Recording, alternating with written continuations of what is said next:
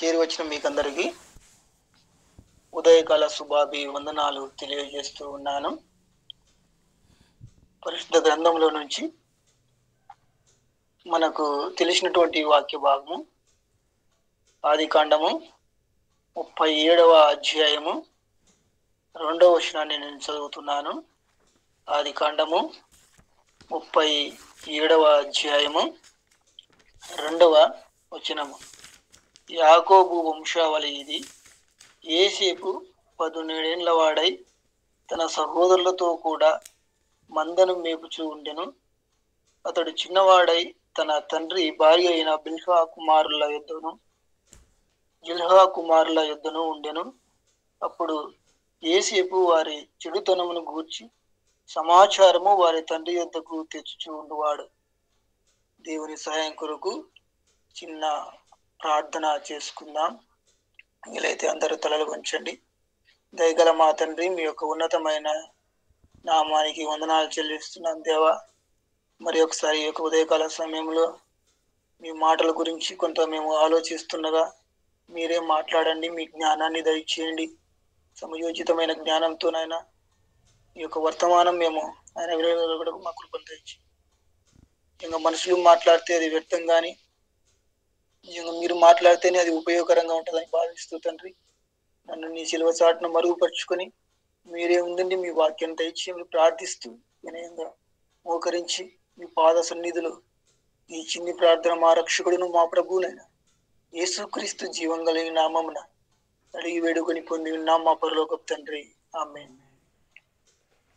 So మనము తెలిసినటువంటి ఒక వ్యక్తి మనకు తెలుసు. యోసేపు గురించి ఈరోజు కొన్ని విషయాలు మనము ఆలోచిద్దాం. యోసేపు గురించి మనకు అందరికీ తెలుసు, అయినా మరి ఒకసారి మనము కొన్ని వచనాల గురించి నేర్చుకోవాలన్న ఆశతో నేను ఈ వాక్యం తీసుకోవడం జరిగింది. సో ఈ యొక్క ఆదికాండం 36వ అధ్యాయంలో 2వ వచనంలో మనం చూసినప్పుడు యోసేపు తన యొక్క వయసు అప్పటికి 17 ఏళ్ళన్నట్టు, చాలా యంగ్ ప్రాయంలో ఉన్నాడనమాట. సో దాన్ని మనం 20th వరకు టీనేజ్ అని కూడా అంటాం. సామాన్యంగా యువకులు లేదా విద్యార్థులు ఆ యొక్క స్టేజ్లో తప్పిపోయే స్థితిలో ఉంటారు, మనం చూస్తూనే ఉంటాం. ఆ యొక్క ఏజ్ అనేది చాలా ఒడిదుడుకులకు ఉన్నటువంటి ఏజ్, ఆ యొక్క 17 ఏజ్ అనమాట, టీనేజ్. సో ఆ యొక్క స్థితిలో ఈ యొక్క యోసేపు గారు ఉన్నట్టుగా మనం చూస్తాం. అప్పుడు ఆయన ఏం చేస్తాడంటే, ఆ చిన్నవాడై తండ్రి యొద్ద పెరుగుతున్నప్పుడు అప్పుడు యోసేపు వారి చెడుతనమును గూర్చి సమాచారము వారి తండ్రి యొద్దకు తెచ్చుచుండువాడు. ఈ యొక్క వచనాన్ని మనము ఆలోచించినట్లయితే ఆ యొక్క ఏజ్లో చెడుతనమును, వాళ్ళ యొక్క సహోదరుల యొక్క చెడుతనమును తండ్రి యొద్దకు సమాచారాన్ని తెస్తూ ఉన్నా అంటే తన యొక్క జీవితం అప్పటికే దేవునికి అర్పించిన వ్యక్తిగా మనము ఆలోచించవచ్చు కదండి. నిజమే కదా. తను చెడుతనమును తండ్రి యొద్దకు తెస్తున్నాడంటే ఆయన పరిశుద్ధంగా జీవిస్తున్నాడని మనం అర్థం చేసుకోవాలి. ఆయన ఏజ్ ఎంతప్పటికీ 15 సంవత్సరాలు. తను బాగా యంగ్గా ఉన్నాడు అనమాట. తన ఏదైనా చేయొచ్చు ఆ యొక్క ఏజ్లో. అయినప్పటికీ దేవుని యొక్క పాదాల యొద్ద తను జీవిస్తూ తన యొక్క జీవితాన్ని పవిత్రంగా గడుపుతూ వాళ్ళ యొక్క సహోదరులు కూడా, అంటే సహోదరులు అంటే ఆయనకు పక్షపాతం అంటే కోపం, ద్వేషం లేదండి. ఎందుకు తెలుసా? తన సహోదరులు కూడా తన మాదిరి దేవునిలో పెరగాలన్నదే యోసేపు గారి యొక్క ఆలోచన. అందుకే ఆయన ఏం చేస్తున్నాడో తెలుసా? వాళ్ళ యొక్క సమాచారాన్ని తండ్రి యొద్దకు తేవడం మనం గమనిస్తాం.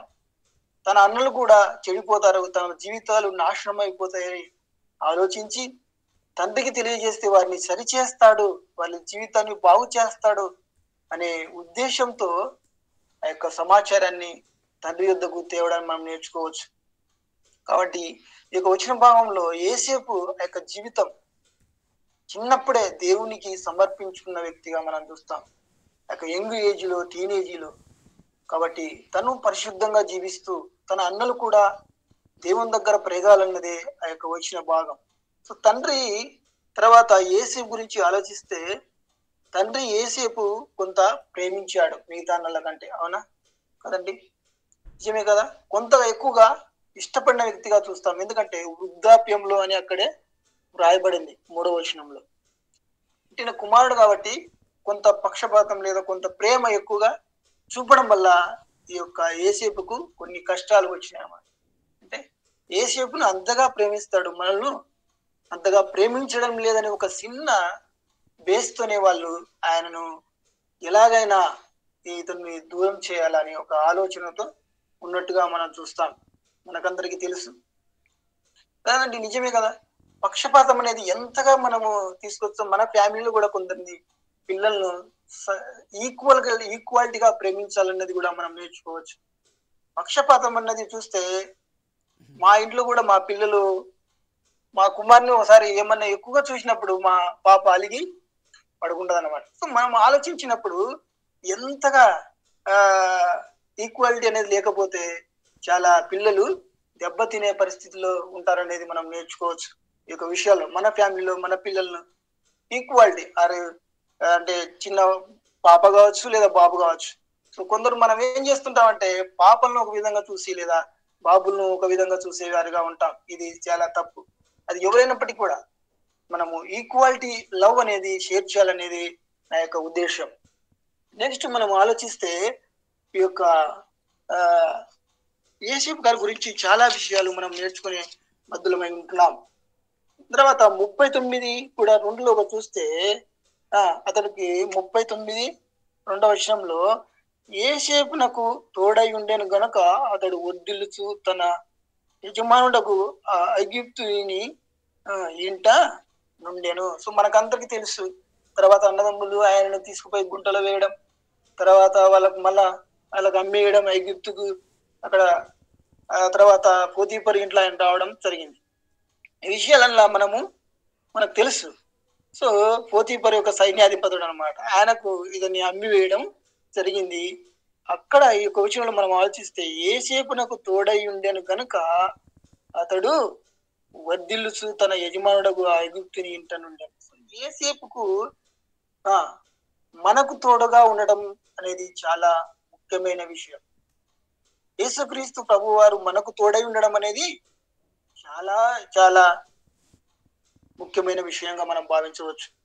మనం తోడుగా కాదు కానీ దేవుడు మనకు తోడుగా ఉంటే మనము వర్ధిల్లుతామండి. సో మనము దేవుని తోడుగా పెట్టుకోవడం అనేది ఎప్పుడు జరుగుతుందంటే, సో మనతో దేవునితో ఉన్నటువంటి రిలేషన్ లేదా సంబంధం అనేది చాలా ముఖ్యంగా ఉన్నప్పుడే మనకు తోడుగా ఉంటాడని తెలియజేస్తాం కదండి. యోహాను రాసిన వార్త 15వ అధ్యాయంలో మనం ఆలోచిస్తే నా యందును మీరును మీ యందు నిలిచి ఉండుడి అనే విషయాన్ని అక్కడ మనము చూస్తాం. ఆ యొక్క అధ్యాయంలో నిలిచి ఉండడం అంటే రోజు దేవునితో సంబంధం, అది ప్రార్థన, వాక్యము, తర్వాత దేవుని బిడ్డలతో సహవాసము. సో ఇవే అనేది అందుకే అంటారు రొట్టె విరుచు ఎందును కూడు సహవాసం అందును ఎడతెగక అని పౌలు గారు రాస్తారు కదండి. సహవాసము లేదా దేవునితో అనుబంధం అనేది ఉన్నప్పుడే దేవుడు మనకు తోడుగా ఉంటాడనే విషయాన్ని మనము నేర్చుకోవచ్చు. కాబట్టి దేవుడు అతనికి తోడుగా ఉన్నారు. తర్వాత వేరే వాళ్ళు కాదు కానీ, మనుషులు కాదు కానీ, సాధన కాదు కానీ, ఇంకా ఎవరు కాదు కానీ దేవుడు అతనికి తోడుగా ఉండడం వల్ల అతడు వర్ధిల్లుచు ఉండెను అనే విషయాన్ని మనం నేర్చుకోవచ్చు. కాబట్టి మనకు కూడా దేవుడు తోడు అనేది చాలా అవసరం అనే విషయాన్ని నేను తెలియజేస్తున్నాను. తర్వాత అతను చేసినదంతయు సఫలమవుతుందట కదా. ఈ విషయం కీర్తన గ్రంథంలో రాస్తాడు, అతను చేయనిదంతయు సఫలమగునని కూడా అనుకుంటా. కాబట్టి మనకు దేవుడు తోడున్నప్పుడు మనం ఏది చేసినా అది సఫలమవుతుందండి. మనకు సాతాను తోడు ఉంటే అది ఏది చేసినా విఫలమే అవుతుంది కదా. సో మనము చాలా విషయాల్లో ఇది నాకు కాలేదు, అది సఫలంగా లేదు, ఇది సఫలంగా లేదని మనం కొంత సఫర్ అవుతున్నామంటే మనం ఎక్కడో కొంత దేవుణ్ణి దూరంగా పెడుతున్నాం, లేదా దేవునికి ఇవ్వాల్సినటువంటి ప్రియారిటీ లేదా స్థానాన్ని మనము మనుషులకు ఇస్తున్నాము. దేవునికి ఇవ్వాల్సినటువంటి సమయాన్ని లేదా దేవునికి ఇవ్వాల్సినటువంటి ప్రియారిటీని వేరే వాళ్ళకి ఇస్తున్నామేమో అనే విషయాన్ని నేను చెప్పగలుగుతూ ఉన్నాను. అతని తర్వాత పోతీఫరు విషయంలో మనం చూస్తే ఇది 6వ వచనంలో అతడు తనకు కలిగినదంతయు యోసేపు చేతికి అప్పగించి తాను ఆహారం తినుట తప్ప తనకి ఏమి ఉన్నదో ఏమి లేదో విచారించేవాడు కాదు. 6వ వచనం 39 6వ వచనంలో ఈ మాట రాయబడి ఉంది. సో పోతీఫరు ఏం చేస్తున్నా తెలుసు, తనకు కలిగినదంతయు వండర్ఫుల్ వర్డ్ వెళ్ళాడు. యోసేపు వెళ్ళిన తర్వాత ఆ కుటుంబంలో తన యొక్క జీవితాన్ని ఇక్కడ ఎక్కడైతే తండ్రి యొద్ద ఏ విధంగా నీతిగా బ్రతికాడో అక్కడ వెళ్ళినా కూడా తను బాధపడలే.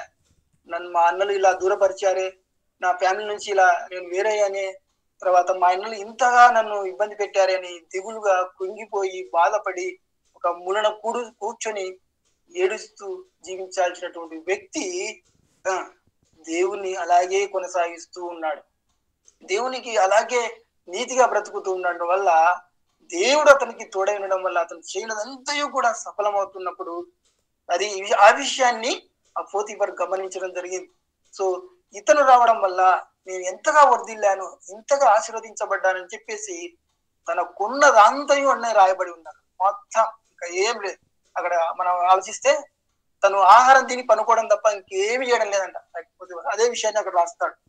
అన్నం తినడం తప్ప ఇంకా మిగతా సమస్తము, తన ధనము, తన ఆస్తులు అంతస్తులు ఏమున్నాయో అన్ని కూడా చూడండి, ఒక ముక్కు మొగము తెలియని వ్యక్తికి తన అంతా కూడా అప్పగించడం అంటే ఎంతగా యోసేపు, నేను చెప్పదలుచుకున్నా ఏమంటే అంత నీతిగా, అంత రెస్పాన్సిబిలిటీగా, అంత నమ్మకముగా ఎలా బ్రతికాడు అనేది నేను ఆలోచిస్తున్నాను.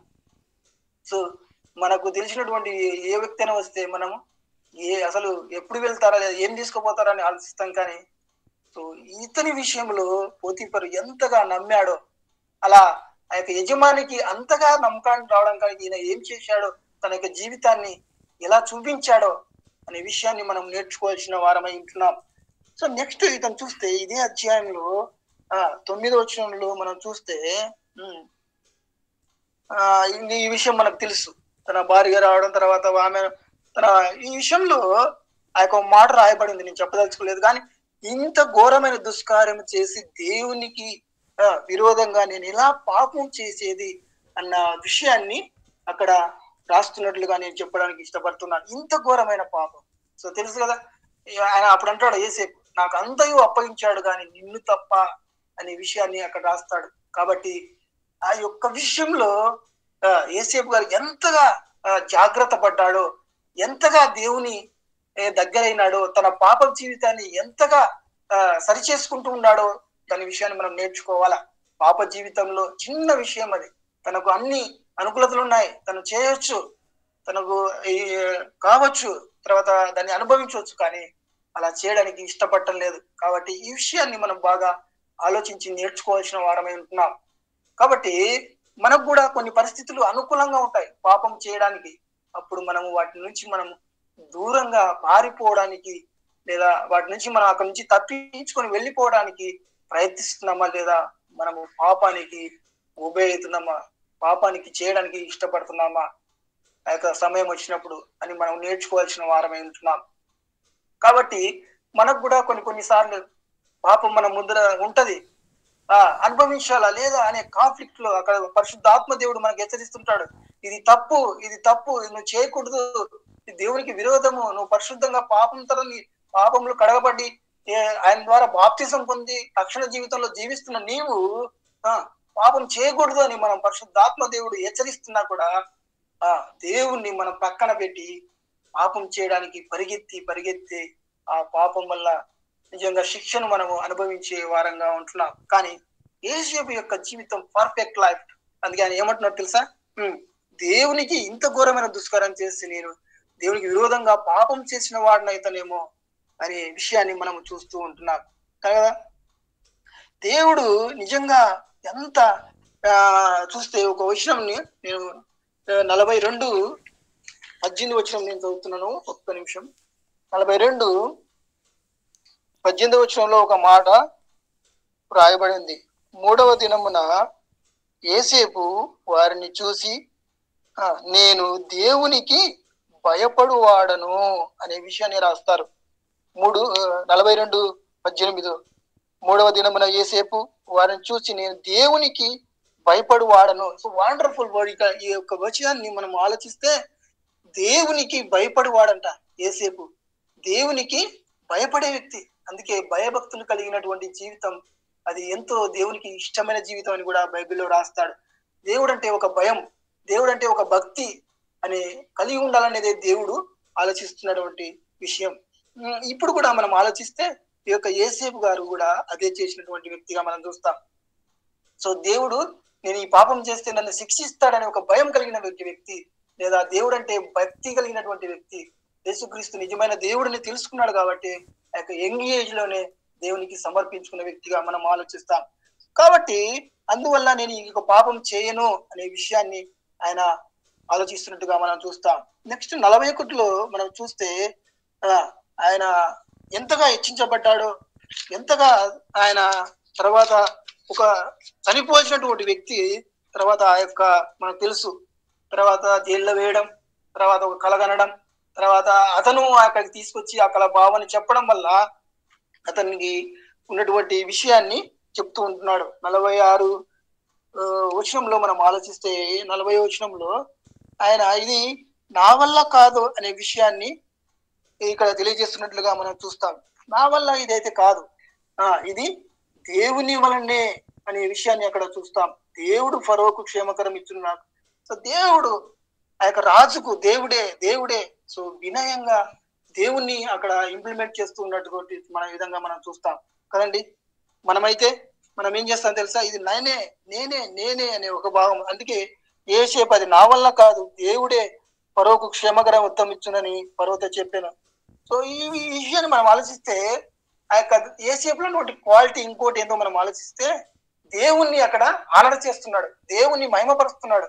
ఇది నా వల్ల కాదు, దేవుడే నీకు సహాయం చేస్తాడు ఈ యొక్క భావం చెప్పడానికి అనే విషయాన్ని.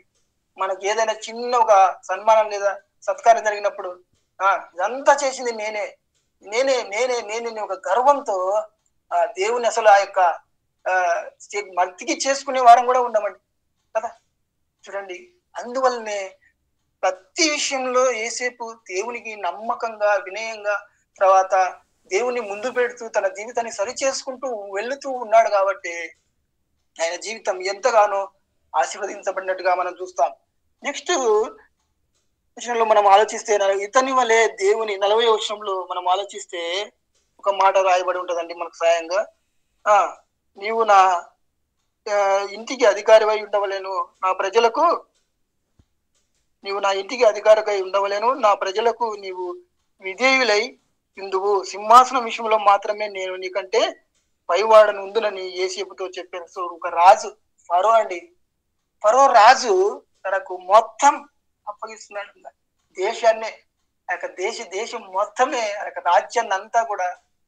చూడండి ఎంతగా తెలుసా యేసేపు దేవునికి నీతిగా ఉండడం వల్ల ఆ యొక్క ఫరో ఇంటికంతా, తర్వాత పోతిఫర్ ఇంటికంతా అధిపతి అయిపోయాడు, మొత్తం అప్పగించాడు.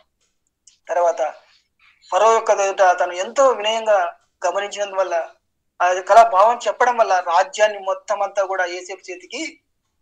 సో వండర్ఫుల్ కదండి. దేవుల్లో ఉంటే అసలు ఎక్కడో ఆ గోతులు పడి చనిపోయాల్సినటువంటి వ్యక్తి, అన్నదమ్ములు చంపేయాల్సినటువంటి వ్యక్తి తన జీవితాన్ని దేవునికి తనకు తోడై ఉండడం వల్ల దేవుడు ఇదంతా చేశానని నేను తెలియజేస్తున్నాను.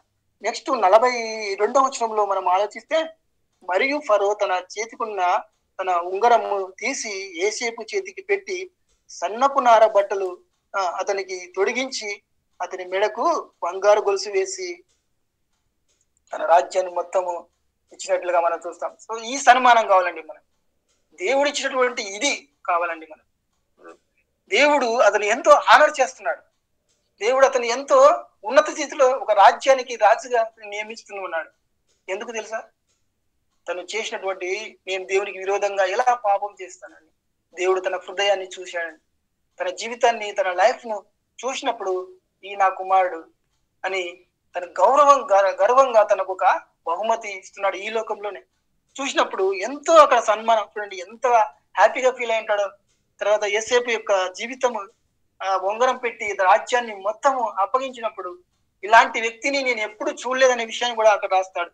సో ఇంత దేవుల ఆత్మల కలిగిన కళాభావం చెప్పినప్పుడు దేవతల ఆత్మ కలిగి ఇంత వినయం కలిగిన వ్యక్తిని నేను ఎప్పుడూ చూడలేదని రాజే ఆశ్చర్యపోయి ఆ యొక్క యోసేపును ఎంతో ఉన్నత స్థితిలోకి తీసుకెళ్ళినట్టుగా మనం చూసుకోవచ్చు.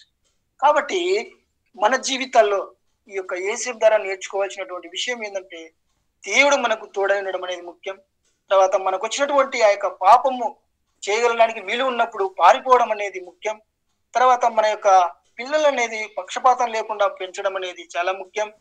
తర్వాత దేవుడు తర్వాత పాపం అనేది మనం ఎంతో మనలో ఉండి తీసుకుంటూ వెళ్ళిపోతే దేవునికి అంత దగ్గరై బతుకుతాం అనేది ముఖ్యం. తర్వాత దేవుని యందు భయభక్తులు కలగడం అనేది ఎంతో ముఖ్యమైన విషయాన్ని మనం నేర్చుకోవచ్చు. నేను కొన్ని విషయాలు చెప్పి ముగించడానికి ఇష్టపడుతున్నాను. ఇదే న్యాయాధిపతులు 16వ అధ్యాయం 1వ వచనంలో చూస్తే ఇంకొక వ్యక్తి కూడా ఉన్నాడు. అతని మనకు తెలుసు, సంసోను యొక్క జీవితం కదండి. అక్కడ ఆయన 1వ వచనం చదువుతున్నాను. నేను న్యాయాధిపతులు 16వ అధ్యాయం 1వ వచనం. తర్వాత సంసోను గాజాకు వెళ్ళి వేశ్య ఒకటిని చూసి ఆమె యొద్ద చేరెను అనే విషయాన్ని మనం చూస్తాం. ఇంకొక యోసేపు గురించి ఒక విషయాన్ని నేను చెప్పదలుచుకున్నానండి. యోసేపు తర్వాత తెలుసు, రాధేతాడు తన అన్నలు అక్కడికి వచ్చినప్పుడు వాళ్ళకు విందు ఏర్పాటు చేస్తాడు. తెలుసా, వాళ్ళకు భోజనం ఏర్పాటు చేస్తాడు. నేను చెప్పాడు కదా మన యుగంధర్ బ్రదర్ ఏం చెప్పాడు, శత్రువులైనా ప్రేమించండి అనే విషయాన్ని కదా. తన అన్నలు గోతులు వేసి చంపి అంత చేసినప్పుడు కూడా అన్నలకు ఒక విందు, ఇక్కడ మనం చూస్తే కొన్ని టైం లేదు కానీ నాకు ఆ విందు ఏర్పాటు చేసి వాళ్ళని ఎంతో చాలా సంతోషించిన వ్యక్తిగా యేసేపు యొక్క జీవితంలో మనం ఆలోచించవచ్చు. తన తండ్రి వారికి తన కుటుంబానికి తరతరాలకు ఎంతో ఆహారాన్ని ఇచ్చినటువంటి వ్యక్తిగా ఈ యొక్క దేవుడు ఏర్పరచుకున్నటువంటి వ్యక్తిగా మనం చూస్తాం. కానీ మనం ఒక వ్యక్తి ఉన్నాడు కదండి, సంసోను గురించి మనం ఆలోచిస్తే గాజాకు వెళ్ళి వేశ్యతో చేరెను, ఆమె యొద్ద చేరెను. సో ఈ యొక్క జీవితం మనం చూసినట్లయితే ఇద్దరి జీవితాలు వేరువేరుగా ఉన్నాయి.